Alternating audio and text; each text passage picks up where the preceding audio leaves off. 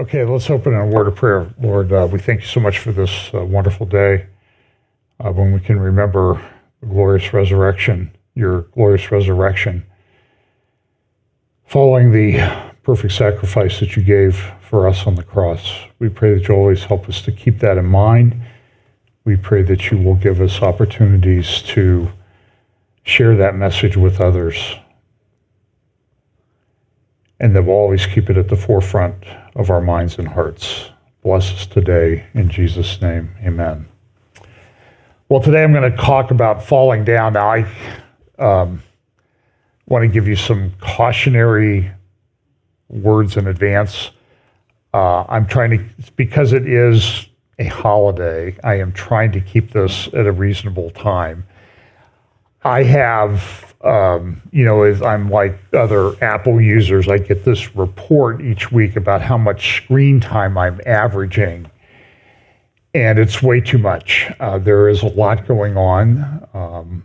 I've talked to a number of people that do these type of updates, and everybody says it's just there's so much going on that we really can't.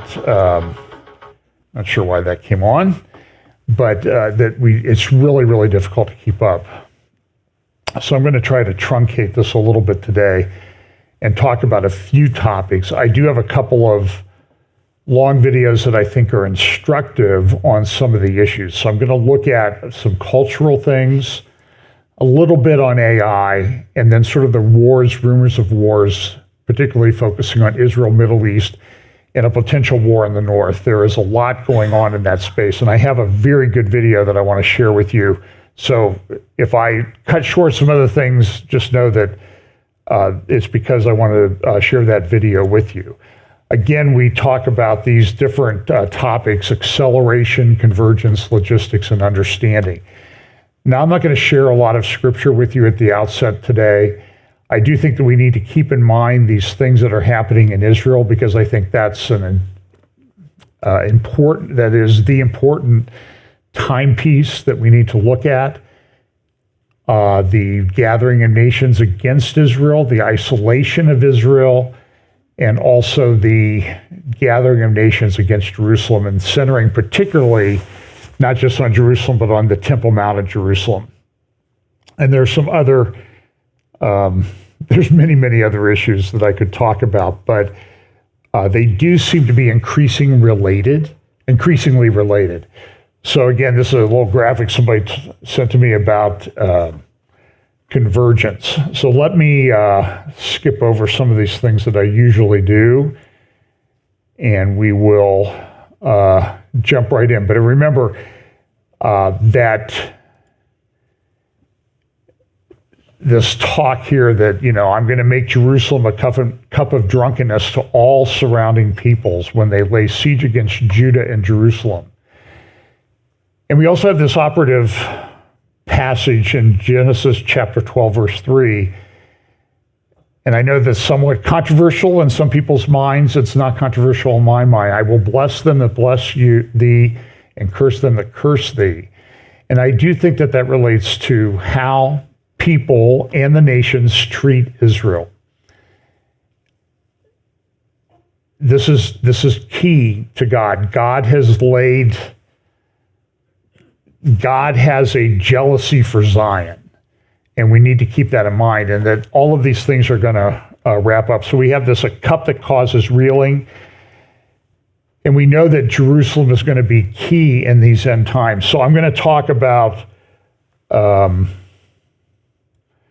just a few things here. So this is an article from the Sociable talking about AI, and the Internet of Bodies may lead to the Internet of Brains by 2050. Now that comes from a RAND Corporation report. You can see the front page of that here: cultural and technological change in the future information environment. Everybody is talking about this convergence, bodies, brains, linking everything together, AI. It's impossible for me to even begin to scratch the surface in all these. But look at this quote. This is from the report, And one of the things it talks about here in the RAND report, was just published a week or so ago, human augmentation, key characteristics of future trends. And look at what this quote says.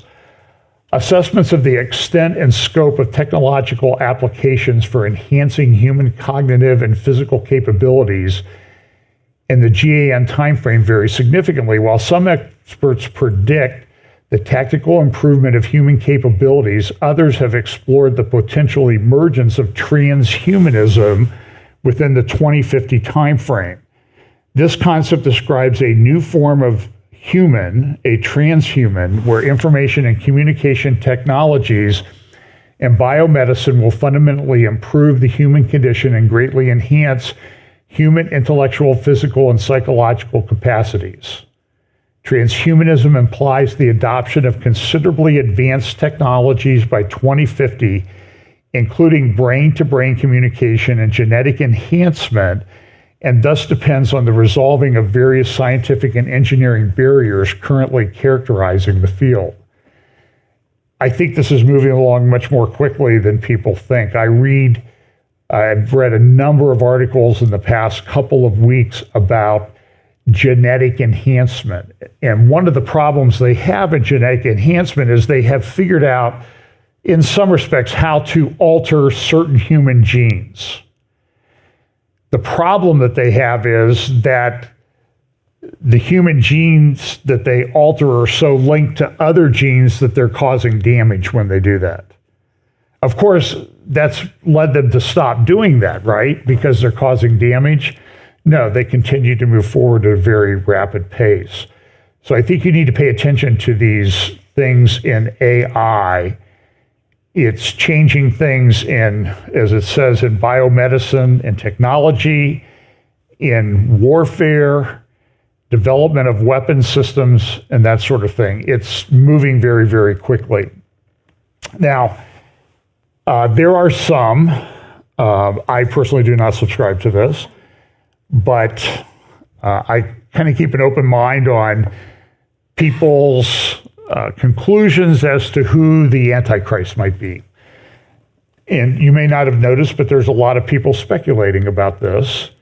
And I think righteous speculation is okay. And one person that has received some notoriety in this area is King Charles. Now, a lot of people say, well, he's not good looking enough, he's not charismatic enough. I think one thing you need to do is be careful with those jumping to that conclusion, because as I understand it, this person will be possessed by Satan himself. And when that happens, all bets are off. Maybe it's not someone who's that attractive. But I'm not saying that it's King Charles either. And others have made that conclusion, and go listen to them and they make their case. That's fine. But some of the times I look at these people who are thrown out there as possibilities, and I'm thinking, like, if it would be easy to say, well, that person's never going to be the Antichrist, except when you start looking at what they're doing a lot of things that you would expect the Antichrist to do. So one of the things that King Charles came up with was a sustainable markets initiative. And the initial concept of that, or the way they promoted that, was through a thing called Terra Carta. Now, I've been to England, I've been to the British Library, great place to go. In the same room, you could see one of the original copies of the King James Bible, things like the original works or papers of some of the papers of the Beatles and Monty Python and the Magna Carta, all in the same general area, which seems to me to be very British, because it's kind of dry humor that here's the Magna Carta and here's the Monty Python, Michael Palin's papers from my Monty Python. So, but what you see though is you saw King Charles in his development of this sustainable markets initiative drew on the Magna Carta and called it Terra Carta, like the Earth Charter. That speaks volumes about where he thinks this will go. Now, of course, he ties it to the environment, and we've played clips of him speaking at Davos and, COP, one of the COP meetings. I think the one in Glasgow is a famous clip, and I'm not going to go into that today. But he recently, within the last couple of months, came out with an addition to Terra Carta. Now, if you were trying to make the case for him being the Antichrist, he didn't want that. He didn't want you to come to that conclusion. Maybe he would back off of this, right? So what did he do? Well, the new organization is called Astra Carta, to care for the infinite wonders of the universe. And and you see the crown there. You see this, and we're going to take over space. Look at what this says. Recognizing the growing role of the private sector in space activity and exploration, the Astra Carta offers an ambitious roadmap for the private sector to lead the acceleration of sustainable practices across global space-related industries. It also recognizes the unique role that space can play in creating a more sustainable future on Earth, and the need for the stakeholders to consider environmental and sustainable impacts beyond our planet. Its ambitions encourage a focus on placing sustainability at the center of space activity. And so you can see that there's a very, it's not an Earth-centered control the Earth environment thing. It's now launched into space. And so the question then becomes, if he doesn't want people to think he's the Antichrist, then stop acting like it and stop doing this stuff. You know, the unique role that space can play in creating a more sustainable future on Earth and environmental and sustainable impacts beyond our planet. That sounds to me kind of ambitious. Don't you agree? So, but understand that when Jesus warned us about these things in Matthew chapter 24, the one thing he warned most about was deception, and that there would be many antichrists. So certainly I would put this in that category. And again, it's one of these things where it's kind of hard to wrap our head around it, but he's not the only one who's doing stuff like this. There are many of them that think they can control everything, reshape humans, reshape environment, reshape the brain. And that's where we go. Now, you may not have realized, you may have thought that this would be Resurrection Sunday, but it's actually more than that. Now, I want to make one caveat, and everybody's upset about this, and rightly so. But understand that this is the fourth March 31st since Biden took over in 2021. So March 31st, 2021, 2022, 2023, and 2024 have all been deemed the Transgender Day of Visibility. It happens that Resurrection Sunday, and I use that term intentionally, and by the way, I don't think this is where the Christian and Jewish calendars diverge this year on Passover and first fruits and that type of thing. That's really, it was on those Jewish feasts where Christ was the perfect sacrifice for us and rose from the dead. Those are going to come up in a few weeks, but most of Christendom celebrates it today. But I think that the proper time is coming. So a proclamation on Transgender Day of Visibility. And by the way, it's not just the United States government. Here's the proclamation that was issued by Kathy Hochul, the governor of New York. Sunday marks both Easter and the Transgender Day of Visibility, Politico says. Cue the culture war. So I want to look at a few things that Biden said in his thing. And everybody says, well, maybe he didn't know it was Resurrection Sunday. They kind of got by him. And maybe it did, who knows what he's following these days. It was kind of creepy to see him, Obama, and Clinton together at a big fundraiser at Radio City Music Hall in New York the other night. I call it the Biden administration for a reason, but everybody says, well, he didn't do it on purpose. But look at the logo at the top of the whitehouse.gov page where this proclamation is posted, and you see this.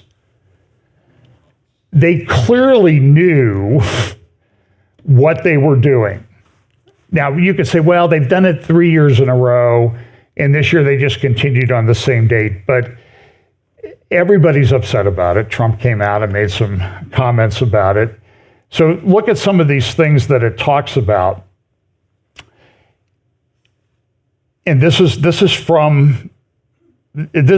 proclamation encapsulates a lot of the potential problems that we see, particularly when you have restrictions on speech. I see videos of FBI showing up at people's doors because they've posted something negative about Biden. And all of this is being done to intimidate people and to chill speech. And I have a little bit more about that in just a moment, but listen to this. So it says extremists are proposing hundreds of hateful laws that target and terrify transgender kids and their families, silencing teachers, banning books, and even threatening parents, doctors, and nurses with prison for helping parents get care for their children. I'm telling you, folks, this is, in my view, the epitome of evil, narcissistic, satanic, demonic behavior. Amen. This thing is a juggernaut in our culture and world. They are destroying people's lives, and they don't care a bit. And it should trouble us that the medical establishment and the government and schools and teachers seem to all be in on it together. Not seem to be, are in on it together. Look at this. These attack our most basic American values: the freedom to be yourself, the freedom to make your own healthcare decisions, and even the right to raise your own child. Now, do you understand how upside down and backwards this is? They are taking children away from parents who don't go along, and then they get up there and say, we're just trying to help you raise your children. They want to raise your children in a particular way, with a particular ideology that is completely opposed to traditional Western Judeo-Christian values. The freedom to be yourself, the freedom to make your own healthcare decisions, and even the right to raise your own child. So they're doing the opposite. So we live in an opposite world. So when they say this, you need to understand, they're trying to do the opposite. They're accusing you of doing what they're doing. This is their modus operandi. It is no surprise that the bullying and discrimination that transgender Americans face is worsening our nation's mental health crisis, leading half of transgender youth to consider suicide in the past year. I don't have the statistics at hand, but I'm pretty confident in saying that is a bold-faced lie.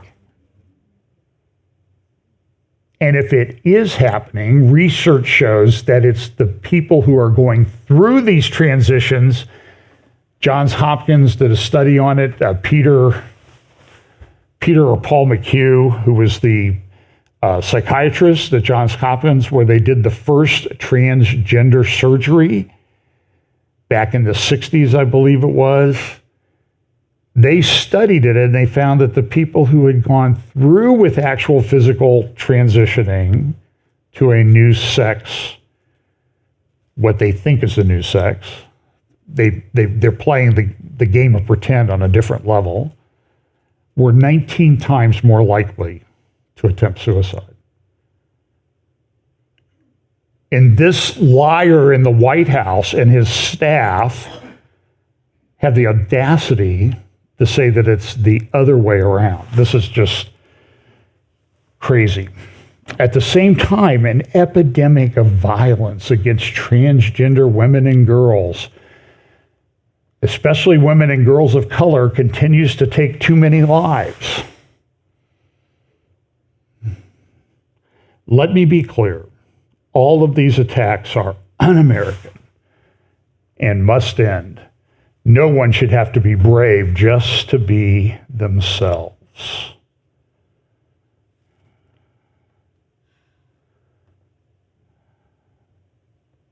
My administration is working to stop the bullying and harassment of transgender children and their families. What about the girls in NCAA locker rooms where males are coming in? So I'm going to play just a short clip. This is, I think it's Jennifer Bilkin, I think is her name. This is on Bannon's War Room. And by the way, she's Jewish, she's not a Christian, and she has long been a person of the left. And she's looking at this. Well, just listen to what she has to say in this brief clip. Now I want to bring on an incredible investigative reporter, Jennifer Billick, who is amazing on transgenderism and also transhumanism. You've got a piece out or an interview where you say a handful of billionaires are really in back of this transgender movement. This article, and I want Grace and Mo to put it out everywhere in the chat room. Tell me what because this has kind of been my theory of the case, but you're the first one that actually has the knowledge to walk people through it. What do you mean by that, ma'am? It's more than a handful, but it's definitely this whole agenda, the gender industry promoting dissociation from sex reality as progressive. This is an industry now in opening up our biology for marketing purposes. You know, it goes hand in hand with all the new technologies that are growing exponentially, nanotech, biotech, AI, reproductive technologies. So, you know, people think they're looking at a human rights movement because this is what they've been told over and over and over and over again for a decade, which is how long I've been researching this issue. And there's no human rights movement here. There's no ground up grassroots movement for some marginalized population. In fact, it's total hokum. I mean, the whole thing is corporate hokum. There are no transgender people. There are people that have their reproductive technology medically and technologically assaulted, and it doesn't change them. What it's doing is changing society and what we believe. Hold, Jennifer. Whoa, Jennifer, hang on. hang on. I thought this, you said there's no transgender movement. I thought, no, but it's so shocking. I want to make sure, because this audience, this is a central to the assault on our culture and society. I just want to go back.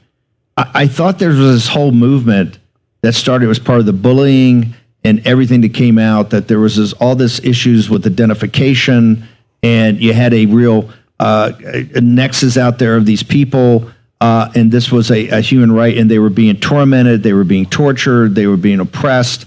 It was leading to suicides. It was all this, and the traditional way of looking at things was the problem. The patriarchy, the hierarchy we have, the way that it's so rigid that we look at gender and sex, and that was the problem. You're telling us now that you have been doing this for 10 years. You're telling us that's all hokum? Absolutely. All of it. every single little bit of it is all illusion. Gender rights are actually rights for people who want to disown reality. So you have to ask the right questions. Why are people who want to disown their reality, biological reality, being given special rights? I mean, that doesn't really make any sense. And why is society being rearranged for them when they're like 0.03% of the population? That's absolute madness. I mean, it just doesn't make any sense. But so I follow the money, and there's enormous capital going into this to drive this ideology through our institutions, all of our institutions. The 100 most, the highest revenue law firms are like the 100 top law firms internationally, all have a platform, an LGBT platform. The ACLU is being given millions and millions of dollars to drive the narrative that sex is not real. All of our human rights organizations, our medical institutions, our educational institutions, this is all right through all of them. The idea that this ideology that sex is not real, sexual dimorphism is not real, that sex exists on a spectrum. So like science, and, nature, for hundreds of thousands of years of human evolution somehow got this wrong. And now suddenly there are all of these But hang on a second. We just had the whole first hour turned over to this terrorism attack in Moscow, what's happening on the southern border. We had intel experts in here talking about it. And Kash Patel, who's a senior guy at DNI, said today on the website, I think of DNI, on the day when he had this ISIS attack, hundreds of people are dead, we don't know what's going to happen in the United States, is they're saying it's so great because the CIA's had their first transgender agent, and that this shows tremendous progress in our intelligence community and going to make us more effective to protect the American people through intelligence because of we now have transgender people that are spies. What say you? You might as well just say unicorn people. They do not exist. They're people that deny their sex reality. And this is like a virtual reality being constructed for us, that there is another subgroup of humanity that doesn't fit into the borders of our sex species. They are somehow special, unique, fabulous. And what she said was true. That goes on for 20 minutes. You can go to warroom.org on Rumble or BN's War Room on Rumble and get that whole video. I think it was published March 23rd in the show on March 23rd. And she's right. This is just insanity. But we have the White House promoting it on Resurrection Sunday. And I don't think that that's a mistake. That was done intentionally. But she goes on to say in that interview that this ties in with transhumanism that I brought up, that all these corporations are pushing through AI, Neuralink, enhanced humans, whatever. It's all interconnected. It's all interconnected on a level that I don't think we really understand. And once you start unpacking it, you can go down rabbit trails for hours just developing and getting more evidence about what's going on. It's very troubling. But look at part of what's happening. And part of this is there's a big hearing in the Supreme Court this week about an abortion pill. There's controversy over in vitro fertilization. And I think there are some Christian ethical questions there that need to be talked about in the context of a biblical Christian worldview. But that's for another time. And that I think the Supreme Court had a hearing this week, and I think they're going to approve the distribution of that pill. Do you think John Roberts is going to help you? You would hope that maybe Amy Coney Barrett would, but I'm not sure. The only people who look like they're hanging in there are Clarence Thomas and Samuel Alito and Gorsuch. So if that decision comes out, I expect it to be 6-3 or 5-4. But look at these things that are happening, because now, and I've talked about this for years, we're running, human populations are starting to decline. Now, some people think that's great. This is what we've wanted forever. But nobody's thought through the implications. So the people who want population decline, they think, oh, this is great. This is what we've wanted. Everything will be great. Will it? So look at this. Births in Italy declined to historic low. Data lays bare the challenge of reversing falling fertility rates despite pronatal policies. And it talks about this is the lowest number of births they've had in Italy in 2023. Prime Minister Giorgia Meloni has been trying to reverse the rapid aging of the Italian population. And there's a place in here where it says the birth, here it is.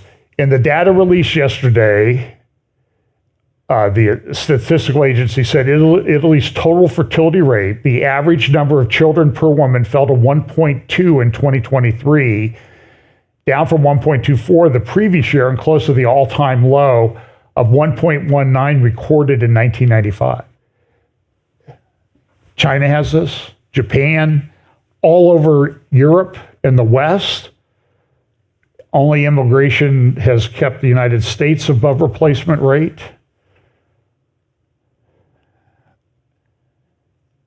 In some countries, Japan is losing people like in the next, I want to say 10 or 20 years, assuming the Lord doesn't return, the population in Japan will be halved. And people talk about China, they say, oh, no, they'll turn it around. Listen, first of all, this problem has never happened in human history. And it seems to be happening now. It seems like we're running out of things. We're having problems with things and goods and services, and we're running out of people all at the same time. And that has huge geopolitical ramifications, particularly when we look at it in the light of the geopolitical world that Bible prophecy describes. Here's another one. This is from the editorial about the problem in the Financial Times just the other day. The most common number of children a British or American woman has by her mid-30s is now 0. Process that. So I see these videos on YouTube and everything where they've got, 6 boys and then they have a 7th one is finally a girl. The big families are going away. They're few and far between. Okay, so now the other thing that's going on is this frightening chill on speech. And there is, and I hesitate to say this because there are people who listen who don't like the former president, who's running for president again. And there are things, trust me, there are things he does that they make me grind, not grit my teeth, grind my teeth. And there were a couple of them this week, and you can look them up. But there's a thing going on with him with lawfare and those who support him. That's it. So what happens is if you say, well, I'm upset with what they're doing to Trump, it's, oh, you support everything. No, I don't support everything about Trump, but I'm concerned about the implications of what they're doing with Trump and what it means for Christians and people that don't follow the day of visibility narrative. And so in New York, they brought a case against Trump. They said, you committed fraud. You overvalued your properties. One of those properties was Mar-a-Lago. The judge found this ridiculous excuse for a judge. It's always nice to kind of be at the end of your legal career because you can say these things. and you sort of have a little bit of immunity from what they might do. And by the way, in that video where Ms. Billick said that the top 100 law firms, okay, so I was in a law firm that was in the top 200. We, before I separated from the firm a couple years ago, had sponsored a seminar held at the Ohio State House in the rotunda, standing room only, and I don't remember the title. It was like LGBTQ, transgenders, drag queens, and the law, which included a Supreme Court Chief Justice who ran as a Republican speaking in favor of this. And I was bothered by that the law firm that I work for would do that. I am telling you, it's everywhere in the big law firms. What she said is 100% true. So now let's go back to Trump and lawfare. So they said, well, you misvalued Mar-a-Lago. Now, that's a very unique property. It's hard to determine exactly what its value is, but he applied for a loan from the bank using Mar-a-Lago as collateral. The banks have, what's the saying? They have their big boy pants on, and they can go out and they can make a determination as to whether what is said in the loan application is true, and they'll make a loan based on what they think the value is. And the interesting thing is, all of these loans that the New York Attorney General, who somehow is worth millions and millions of dollars, despite having lived on a public servant salary for some time. I'm not sure I understand that, but maybe she's just lucky in the way she invests her money. But all those loans were paid back. And the banks said at trial, we would loan again. So what did the judge do? He said, well, Mar-a-Lago is worth $18 million. Well, it sits on land that borders on both the ocean and the intracoastal.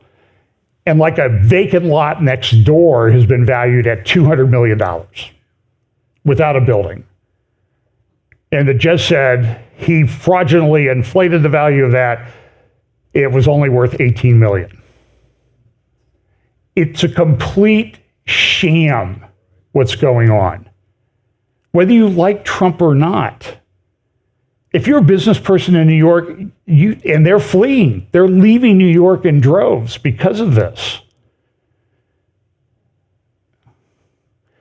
So then they came in and they said, well, they put in a judgment of about $450 million against him. He had to get an appeal bond, and they were going to start selling the properties. Here's just an attorney talking on CNN about selling off these properties. And listen to what she says, and then apply it to the Trump case, which is what she's talking about. You need at least 30 days to get any of these properties sold. But the property that you alluded to, Mar-a-Lago, potentially that could be something that could be sold quickly. I think the valuation is something in the hundreds of millions, and I think there could be a buyer for something like that. And that would be literally, if you're talking about doing that between now and Monday, that's picking up the phone, calling someone, and then literally writing a check. Yeah, I mean, there could be plenty of international people who want to buy that property. I mean, there's properties that are priced at 150 and 200 million that are nearby that. And Palm Beach is like the NVIDIA, of real estate. It's just shot up like a rocket. And people do want to live there. They've moved there. So I think that would be the best case scenario as to property. If he's trying to sell quickly, I would encourage that. So, all right, now that's 240 million estimated. I mean, who knows? You know, he's a desperate seller. In this case, someone picks up the phone and makes that call this week. So I don't know what it'd be. That's still half of what it would be. And the judge said, no, it's only worth $18 million. And so the New York Times is reporting on this the other day, and the judge was so great. The judge was so bold and smart and just tremendous in what he did in holding Trump liable. And what did the New York Times say? Well, it's kind of hard to determine what the value of these real estate properties are. Oh, but the judge said 18 million, and nobody in their mind, with any kind of a mind, rational mind, which would exclude this judge,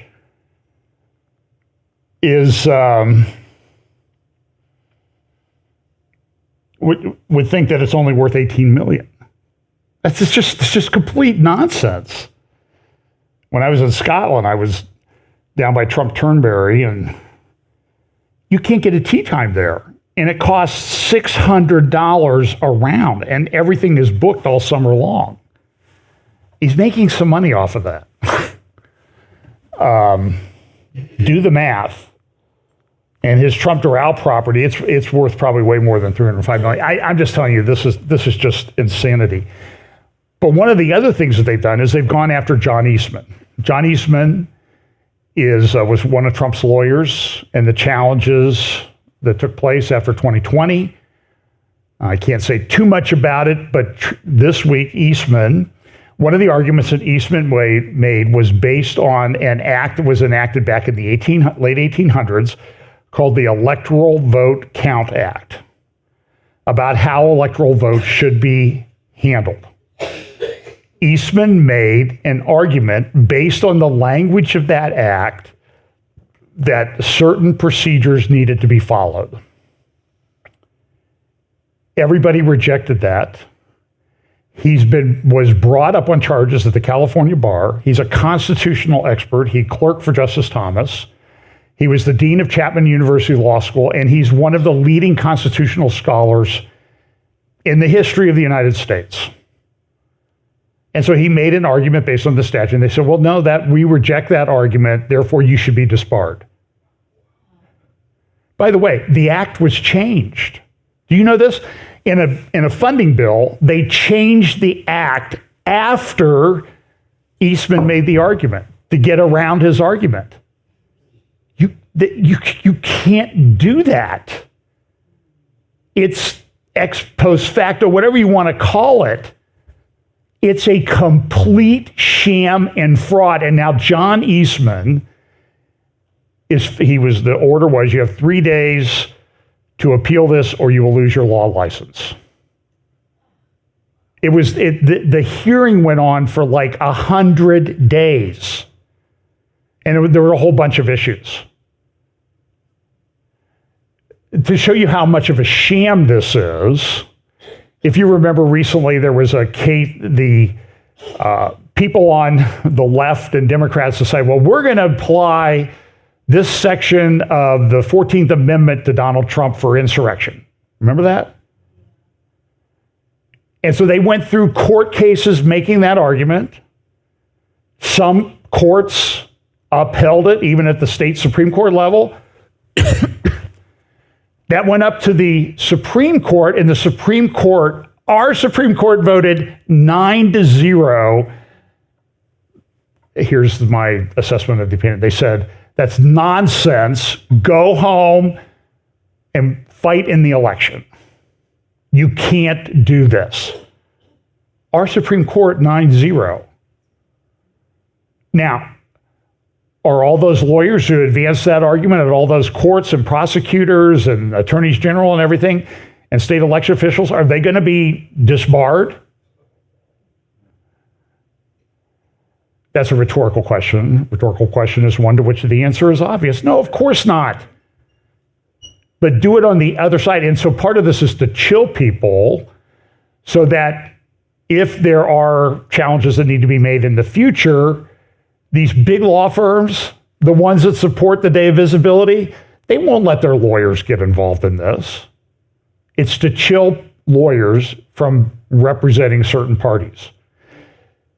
This is what they do in places like Cuba and Venezuela.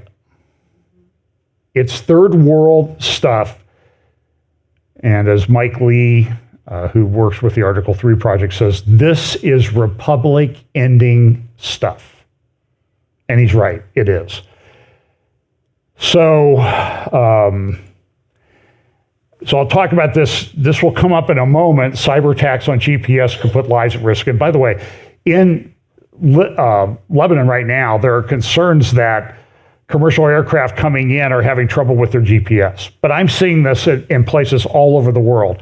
And there's concern that it's being hacked by certain malign state actors or private hacking organizations. And we saw something this week that might have been a cyber attack. We'll talk about that in just a moment. But this is what it says in the Jerusalem Post article. Last week, over 1,500 aircraft experienced alarming navigation disturbances linked to ongoing global positioning system. The GPS disruptions. Intelligence sources suggest that these disruptions likely intentionally caused or connected to the Russians since they occurred near their military bases. But it's also occurring in Lebanon. And Israel is a master at this. They know how to cloak their aircraft. Sometimes that's jamming signals, but sometimes commercial aircraft get caught up in that. And this is what's going on in the world. And there was this is an article in the Wall Street Journal, a giant cyber attack on the MGM Grand Hotel Casino in Las Vegas. So how does this relate to anything in Bible prophecy? So last week, I believe I mentioned, sometimes people contact me and say, you need to talk about this. And I'm like, sometimes I'm like, well, if you go to about 15 minutes in last Sunday, I talked about that. And I resist the temptation to see. I can tell now that you haven't listened to last Sunday's update, but sometimes they say that, and I have to go back to see if I talked about, because I don't even remember. So I don't expect everybody to remember what I talk about, because I don't. But so I think I mentioned last week that the U.S. had proposed a resolution at the Security Council about a ceasefire, return of hostages. Hamas is responsible for the war. That was vetoed by China and Russia. And then last Monday, a resolution 2728 was introduced at the UN that said, called for an immediate ceasefire, mentioned nothing about Hamas responsibility, return the hostages. I think Russia proposed that they wanted it to be an unlimited ceasefire, but that amendment was rejected, and so it passed, but this was what the problem was, and here's the vote. These are the headlines. UN urges ceasefire in Gaza as U.S.-Israel rift grows. Vote widens rift with Israel, because here's what happened at the vote. 254. Please raise their hand. In support of the resolution, there are 15 members. I'll save you the time to try to count that. There are 14 raising their hands in favor of the resolution, but it's the UN Security Council, so the UN, the U.S. has a veto right. Who votes against? Abstention. Oh, the U.S. abstained.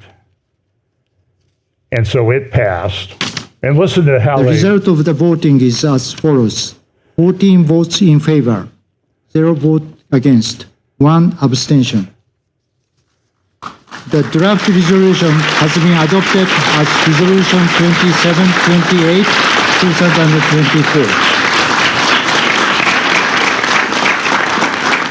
2024. Russia, China, the UK voting for that, 1 abstention. So here's just a little clip. This will start out in Hebrew. Alan Dershowitz, who's a man of the left, talked a little bit about what does this vote mean. There we go. בראיון שקיימנו אותו מוקדם יותר. ככה הוא עוד לא דיבר. עוד לא שמענו. Professor Alan Dershowitz. Hello, thank you very much for speaking to us. Good morning. Hello. Were you surprised by the U.S. decision not to veto the resolution yesterday? It's a terrible decision. It encourages Hamas to not accept any kind of reasonable offer of a deal for hostages and ceasefire. It gives Hamas everything it wants without demanding, realistically, anything in return. It will lengthen the war. It will make it more difficult for Israel. It is a terrible decision for America. It's a terrible decision for Israel. And it will drive a great many Jewish Democrats like me away from voting for the Biden administration. But the question is, in your view, does the friction between these two leaders, between President Biden and Prime Minister Netanyahu, does it stem from personal differences, or are there really substantial policy disagreements at the heart of the matter? This is not a difference between Biden and Netanyahu. This is a difference between Biden and the people of Israel. The people of Israel, although they're deeply divided about Netanyahu, are not divided about the issue of Rafah, about the issue of defeating Hamas. about the issue of getting the hostages back. So Biden has turned against Israel, not against Netanyahu, against Israel. And that's why in this election, more than any election, I've been voting Democrat, for example, since 1960 for John Kennedy. This is the first election I have ever considered not voting for a Democrat. I find it very hard today to vote for Kamala Harris and to vote for Joe Biden, both of whom I know and like personally. So this is not about personalities. This is about the survival of Israel. And so that was in the morning or afternoon on Monday, and then 1:30 a.m. Here is a video of this boat in Baltimore Harbor. And you'll see here it strikes the stanchion. They had power outage, that type of thing. And everybody's got an opinion as to what happened. And here it strikes the stanchion and the whole bridge comes down. And that's a big bridge, by the way. That ship is probably close to 18 stories tall. It weighs a lot. And so here's Baltimore Harbor, Francis Scott Key Bridge. Very symbolic, very important to East Coast transportation, as is the Baltimore Harbor. And the bridge is down. The ship is still there. There was a lot of damage to the bridge. I could go on. I mean, this was the big story of the week. Here's what it looks like. The bridge came down, did severe damage to the front of the bridge. The ship crushed some of those giant shipping containers that are on there. And I forget how many shipping containers can be put on that particular ship. It's huge. For example, here's a New York Times analysis comparing very large forces. So a fully loaded 18-wheeler colliding with a bridge at 80 miles per hour is 1 million newtons in energy. Okay, force required to slow the fully loaded dolly over 38 seconds is 12 million. A Saturn V rocket thrust that launches 35 million. Earth's gravitational force on 100 female blue whales. And then force required to slow the fully loaded dolly over 4 seconds, 115 million newtons, like over three times the amount that the rocket thrust at launch would be. And the force required to slow the fully loaded dolly over 2 seconds would be 230 million newtons. So this was a big collision, even though the thing was going pretty slow. It's going to take a while to do this. Here's a speeded up view of what happened. Let me move this. So you see the ship coming in. This is the same video. I just sped it up by about a factor of 10 or 20. You see some of the truck and stuff getting across the bridge, and here comes another one. They did shut down a lot of the traffic. There were 6 construction workers repairing potholes. And it does look like the ship turned directly into the stanchion. I mean, that's pretty clear. And it fell down, and it didn't fall quite that quickly. So there are a lot of theories. Cyber attack, somebody hacked the ship, caused the power to go out. And all these are plausible explanations. I would just suggest that I was involved in litigation involving some big accidents, train derailments, and that type of thing. And making a conclusion the next day, like some people have, I think is a little bit over the top. You would never do that if you were investigating it. Sometimes it takes years. I mentioned to Brian this morning that, when I would investigate like a train derailment, you would go out and you would search for an expert witness in a case.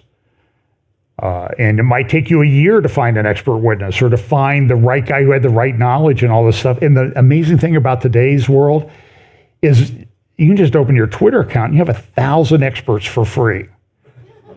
And they're all telling you something different. And I just think I take a little bit longer view on these things. It could be a cyber attack. That is entirely plausible. Very important port. There's a big mess to clean up. They brought in the biggest navigational cranes. So I went on, and so everybody says this is like the sixth busiest port in the United States. Autos, 25% of the biggest port for automobiles coming and going.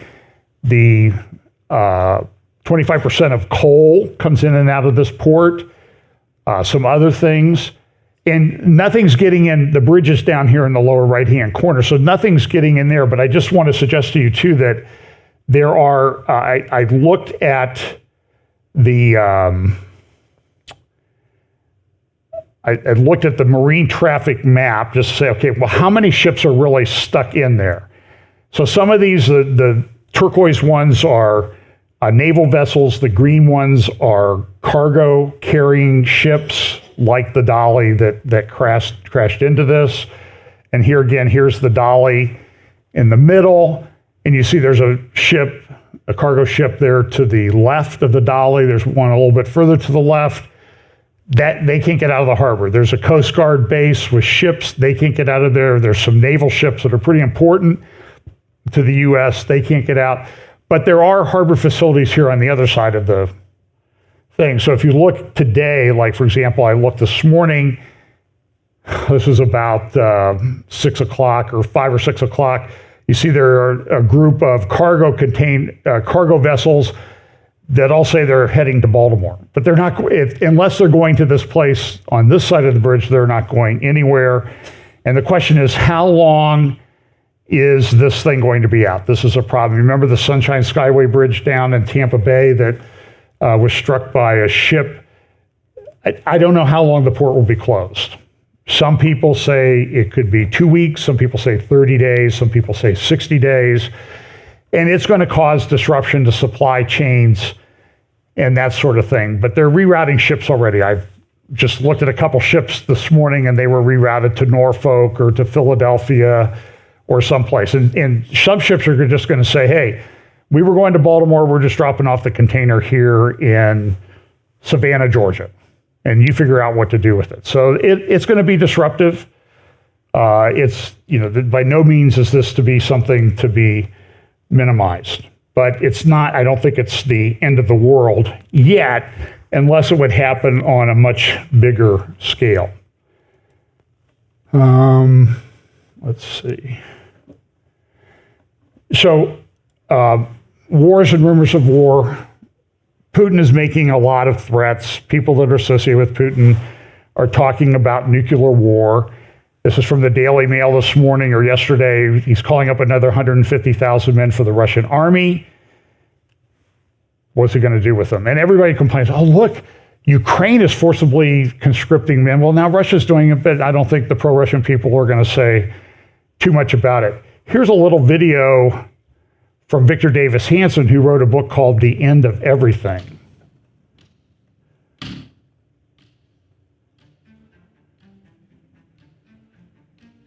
There are innumerable ways that civilizations and their peoples can vanish from history.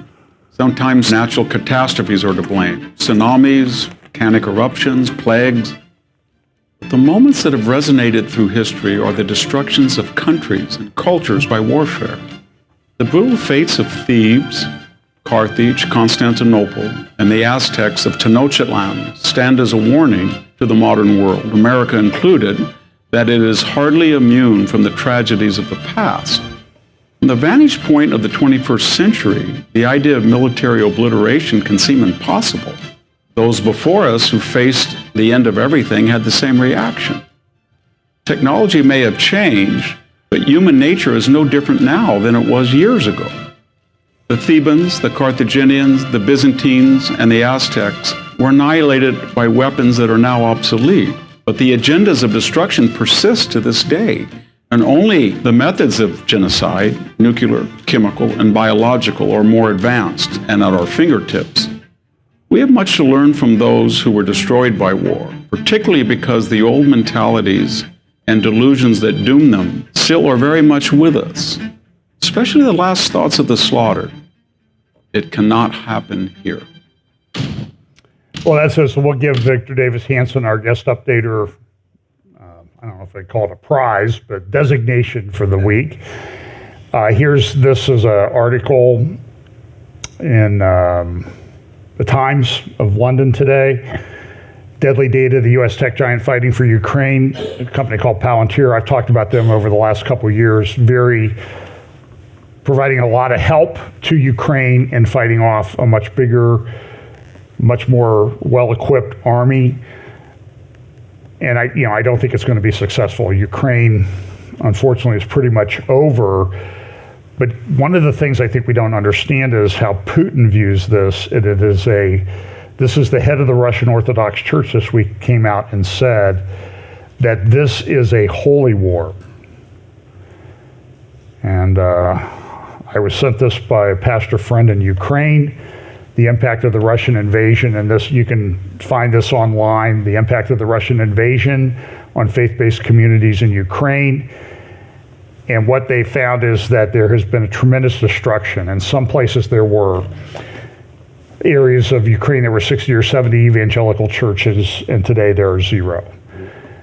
So you need to understand that that's behind a lot of what's going on. Putin views this as the way for Mother Russia and its church, which he views as the container of Christianity for the world, is fighting this.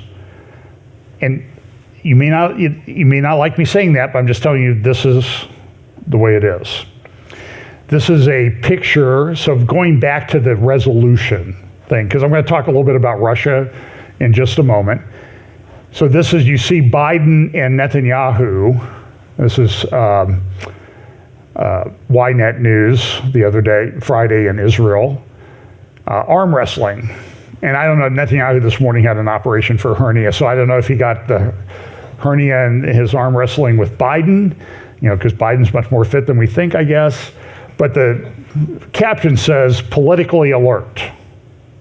And it just seems like there's this propaganda war that's going on all the time to get us to think that, well, what you're seeing is not this. Even in Al Akbar newspaper says Netanyahu versus Biden, the beginning of a decline. So I disagree with Professor Dershowitz. I do think that this is a big deal. This was also talked about. So we did not veto that resolution that was anti-Israel.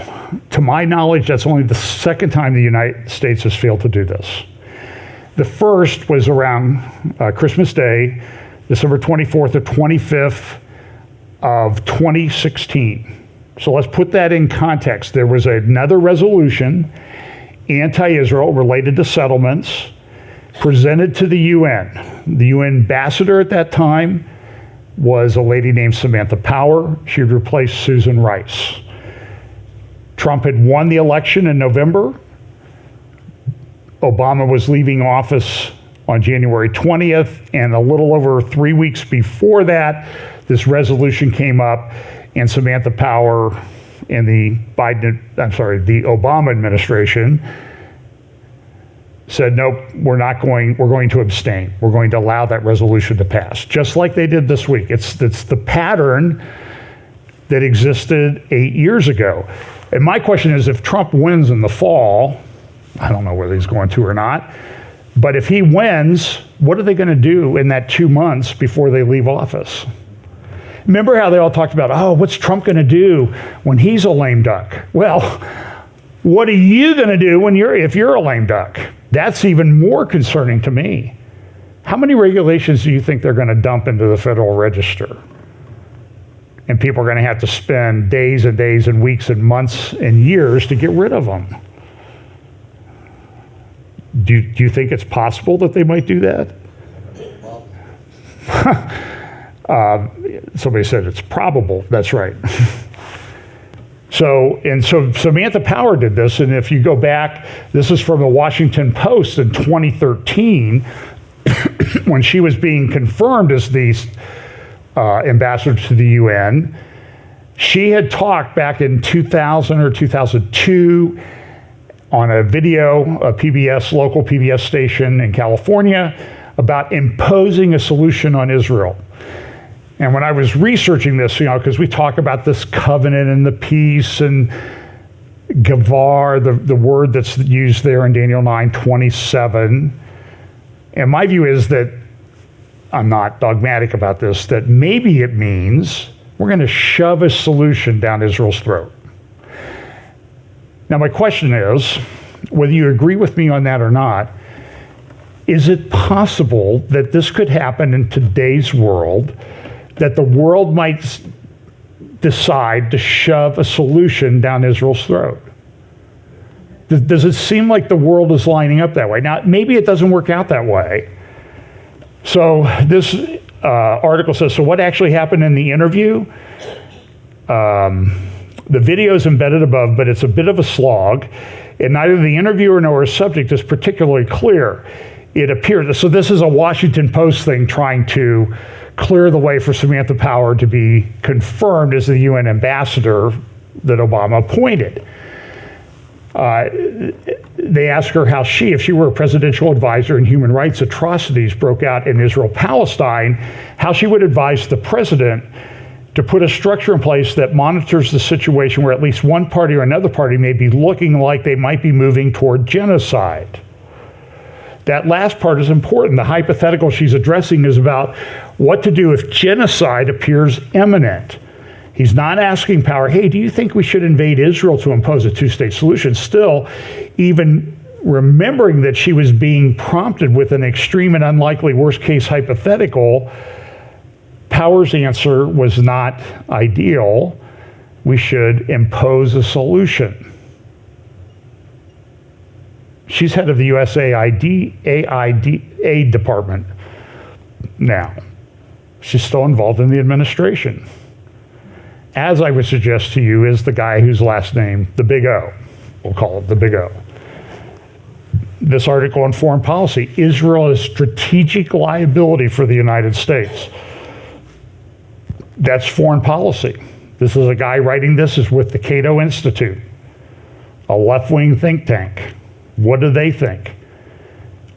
We don't need Israel anymore. They don't do anything good for us. And look at what Israel faces. This is difficult. This is a tunnel system that they had to get rid of in Gaza. It's about 2.5 miles long. And this is a IDF video of what they had to do to destroy that. And we know what happened at Shifa Hospital. This is an article from the Times of London, and I think you should sort of extrapolate this over to Israel with the U.S. policy towards Israel right now. Fear of prosecution years later could get British troops killed. The concern expressed in this article is people are going back after the fact, and they're saying, you troops, you should not have done this. You should be prosecuted for murder. I'm suggesting to you that that's exactly the mindset of people in our current administration vis-a-vis the Israeli Defense Forces. And I hope to, if I remember, I'm supposed to interview General Amir Avivi from the Israeli Defense and Security Forum later today. That should be up tonight or tomorrow. This is troubling. They want to come after IDF soldiers, just like South Africa's doing it. They've said, hey, if you fought for the IDF in Gaza and you come back home, you're going to be arrested.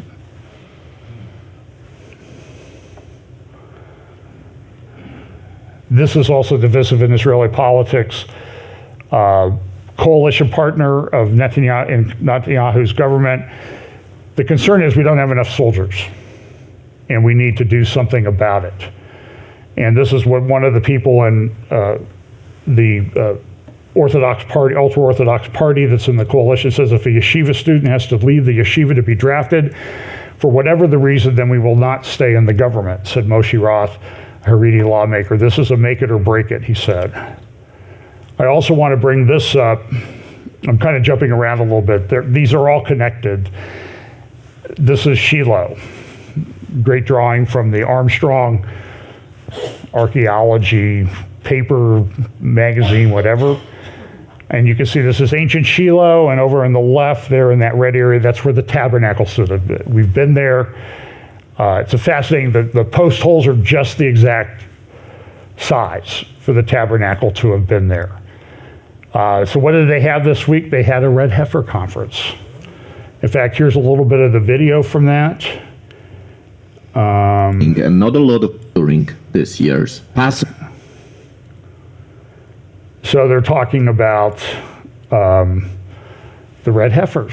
And everybody's talking about the red heifers. So let me just suggest to you this. In fact, Hezbollah picked up on it. This is a Hezbollah Telegram channel. Hey, they're having a conference about these red cows. So everybody's speculating, are they going to do it? Have they already done it? I am personally of the mind that it's not ready yet. There's some other things that have to come in place. Some people are saying it's going to happen on Passover. It could. All they need is wood and a place on the Mount of Olives, but they have to be careful because they have to. You can't walk over a grave because then you'll be ritually impure, and you can't sacrifice the red heifer. They haven't had a red heifer for 2,000 years, so they have to get somebody who's really ritually pure. And the red heifer, by the way, you read about it in Numbers 19, is a perfect picture of who? Jesus Christ. The perfect sacrifice, who is ritually pure.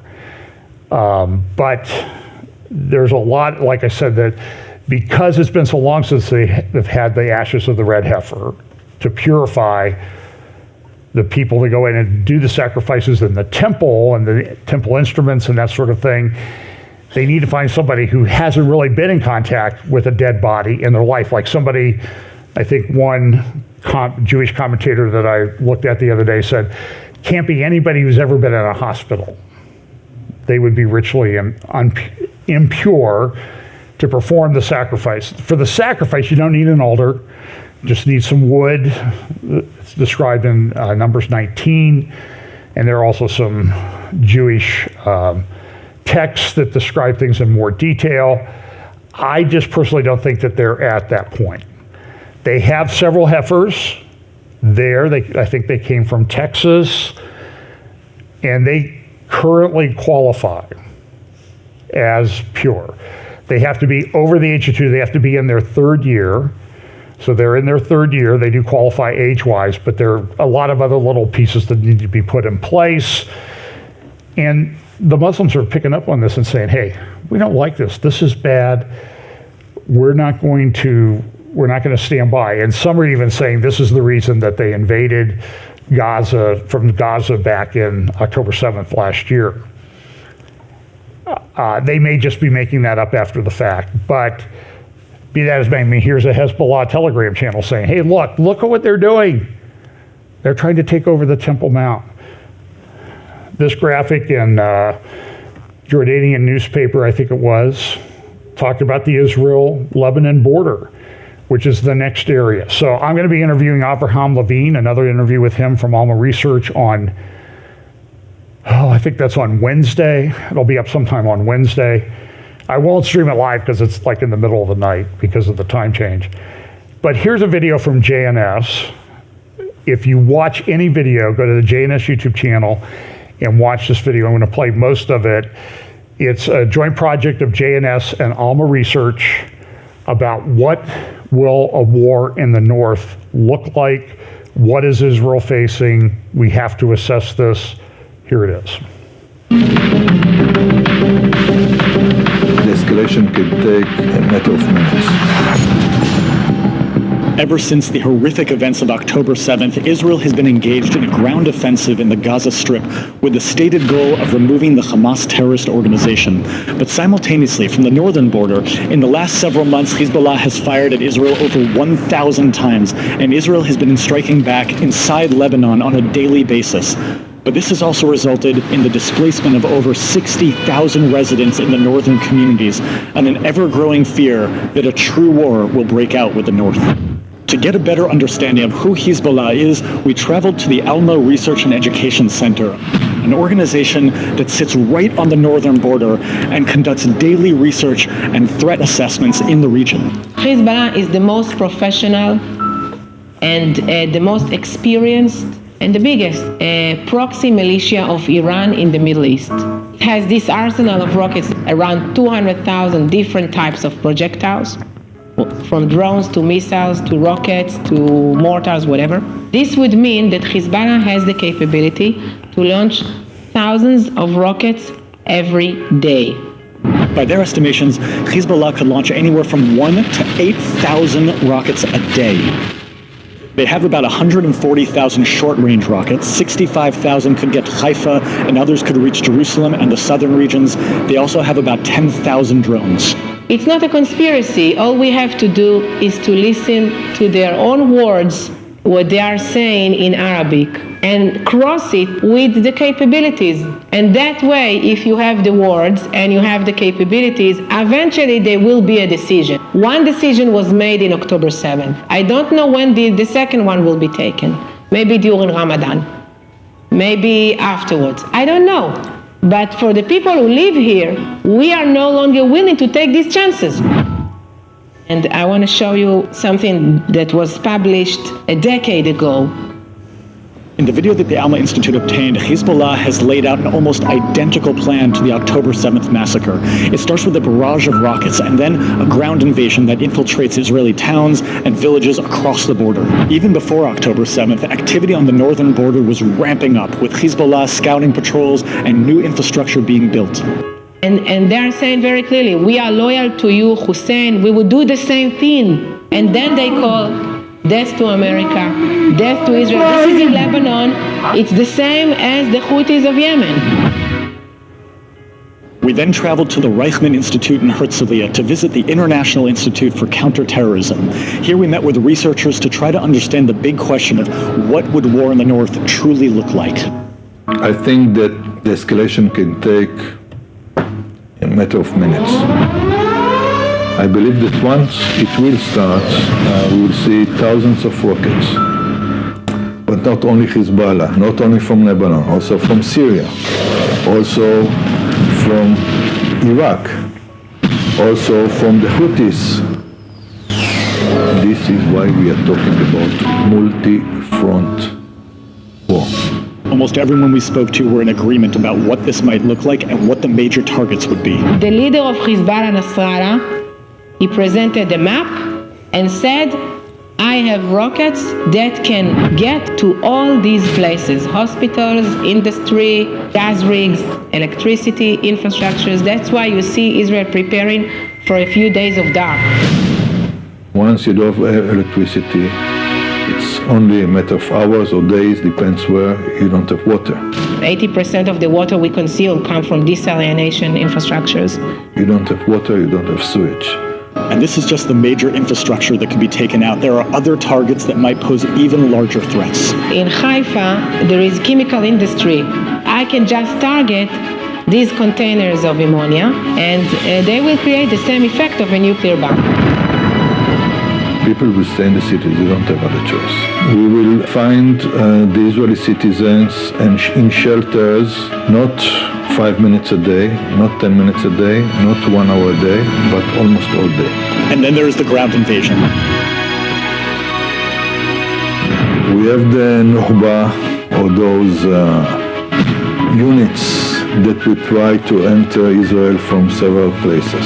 And even if there are IDF forces on the border like they are today, to stop them, it still means bitter battles. They will try to influence the Palestinians, the Israeli Arabs. There is no front in this aspect. Tel Aviv is a front the same like Haifa, like Jerusalem, like Beersheba. And I suppose that within days we will have thousands of casualties. In total, they estimate the war could be over within 1 week, but the casualties will be in the hundreds of thousands on both sides. I do believe that the retaliation will be very, very high scale. Our security strategy was, and thinking and conception of the Israelis, was all about containment. We can live with Hezbollah watching me from the other side of the border, spying on me. We don't want to get into Gaza. We don't want to get into Lebanon. Let's postpone the conflict. Let's postpone the war. We changed. We are no longer willing to sleep next to these monsters because we saw that if you postpone the war, they get stronger. The American government has suggested multiple diplomatic solutions to move Hezbollah away from northern Israel and to comply with UN Resolution 1701 to keep a military-free zone between Israel and Lebanon. But with the escalation of hostilities, the chances of an agreement are growing dimmer by the day. I don't see Hezbollah evacuating from South Lebanon. Based on what? Based on their goodwill? It won't happen. And no one can say for sure if war with the North will break out, but almost every security expert we spoke to said it was not a question of if, it was a question of when. The situation that was created here in the North is an unbearable situation. It's impossible that you won't provide your own citizens with the security that you're supposed to provide them. This is the agreement between the citizens and the leaders and the government, isn't it? You must do it. It's interesting because, the parallels with the U.S. sometimes are kind of interesting because you have a bit of a border problem here. What's that going to how's that going to play out? I don't know. I'm not a prophet. And I know that this sounds very dire for Israel with regard to the situation in the north. They've evacuated these communities along the border. Avraham, who as I said, I'll be interviewing again on Wednesday. He lives a mile or so from the Syrian border in the Golan. Zarit Zahavi, who you saw, the founder of Alma Research, she lives about 2 miles away from the Lebanon border. 60 to 80,000 people have already evacuated. Now that would lessen the casualties, but those people do not live at home. They've left their jobs, their homes. The kids don't have schools. And by the way, in Lebanon, across the border, there's estimated 120,000 Lebanese have left their homes in the south of Lebanon. This is a huge disruption at best. What happens? Now listen, I think God provides, but we also have to think about this sort of on a human level. How is this going to go? I asked Avraham Levine. You can go find the interview on our YouTube channel. I really wish that it had gotten 200,000 views. He was superb, very knowledgeable. And again, we'll ask him some follow-up questions about this particular video on Wednesday. And I would encourage you to watch for that on our YouTube channel. But I said, what happens if this war breaks out in the north? Because we've been talking about kids not having school. He said, no child in Israel will go to school for at least a year. Now, there are big articles in the New York Times this week about the problems caused by the lockdowns that occurred with respect to Charlie Vector 019er and how that's translating into horrible attendance rates in schools across the United States. None of this is very upbeat, I'll admit that. And again, I know that God ultimately has a plan here, but what's the pain, the cost, the urgency of sharing the gospel and everything in the context of this? I mean, I think the answer is pretty clear. That's what needs to be done. So I do not like, by the way, the United States doesn't abstain or abstains on that resolution. Monday afternoon, 1:30 a.m., a major bridge in the United States collapses. Are they connected? Go get Bill Koenig's book, Eye to Eye. I think you'll find out that they are. So there's a great article. I would recommend that you read at JNS. I don't have time to go into it today. Hamas attack as a weapon of mass destruction as Iran nuke program advances. They interviewed Yaakov Nagel, who is a former security advisor expert in the Israeli government, and he said, listen, it may be that Hamas in Gaza, the low-level war right now in Lebanon in the north, the problems in the West Bank, and they just interdicted a whole bunch of weapons that were going from Jordan into the West Bank, Judea, Samaria, this week, is to distract Israel while Iran gets its act together and finishes up its nuclear program. And what happens if it finishes its nuclear program? Even if they just have one or two of these things that they can deliver, it's a big game changer. And so what does Israel do? And attacking Iran, and we know there are prophecies in Isaiah 49 that seem to indicate that this happens, but it's not easy logistically. That's why I always talk about logistics. And again, there's God's protection, protective hand, and all of this. I understand that, but I don't know exactly what's going to happen. I'm just saying is we live in a stage where the world could be very disrupted. And what they're finding, though, as Avraham told me in our interview, that Russia is now sort of reasserting itself in Syria along the Golan border to protect its relationship with Iran, because Iran is supplying it with missiles and drones. That's seems to line up with Ezekiel 38 in some respects, does it not? And then there was this, one of the heads of Hamas was in Iran this week, meeting with the Ayatollah, meeting with the foreign minister, Hania. And so Iran supports Hamas. So we know this is going on. But then there was this one article that kind of I think I almost missed it. Russia and Iran build out gas alliance string of new cooperation agreements dated March 27th, 2024. That's Wednesday. So they signed a bunch of agreements to deal with this giant gas field. It's the largest gas field on the planet. It's called the Pars Field, South and North Pars Field, that's jointly owned by Qatar and Iran. And Russia's, I think, taking over the development and getting gas out of that field to sell on the markets. And when that happens, Russia, Iran, and Qatar will control about 60% of the natural gas supply on planet Earth. That is a very important thing that's happening. So I have about 80 more things. I'm going to make one recommendation. There is a guy, I've mentioned him before, Francisco Gil White. He was fired from the University of Pennsylvania, which I think should be like the first thing on your resume. Right. University of Pennsylvania fired me because I told the truth. Hire me. It should be a badge of honor.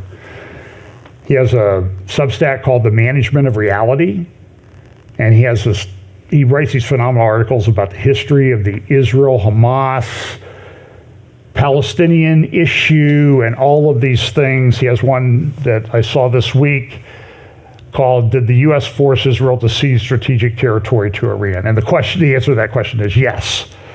And what they're pushing and have been since the Oslo Accords back in the 1990s, under the Clinton administration and the Bush administration before that, to give the Palestinians control of Judea-Samaria, which is the high ground in Israel,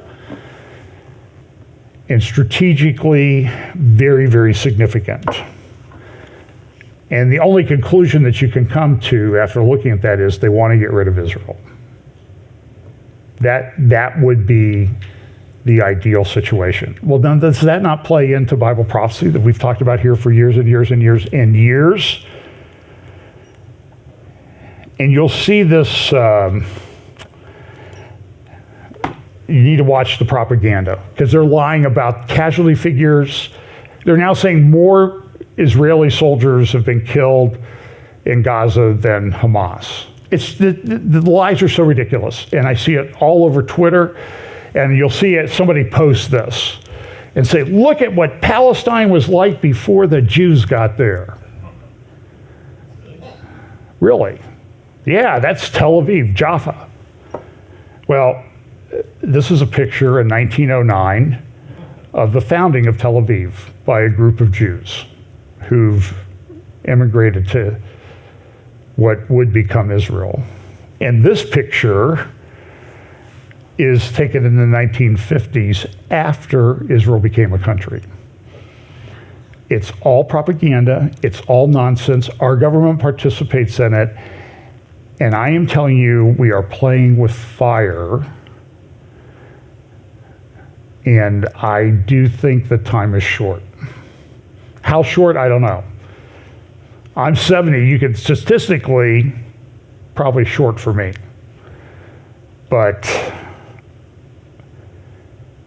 this could erupt into big war very, very quickly. So I'll be interviewing General Miravivi this afternoon, Avraham Levine from Alma Research on Wednesday, and we did a roundtable with Tom Hughes and Britt Gillette and Pete Garcia the other day about war in the North, if you want to check that out.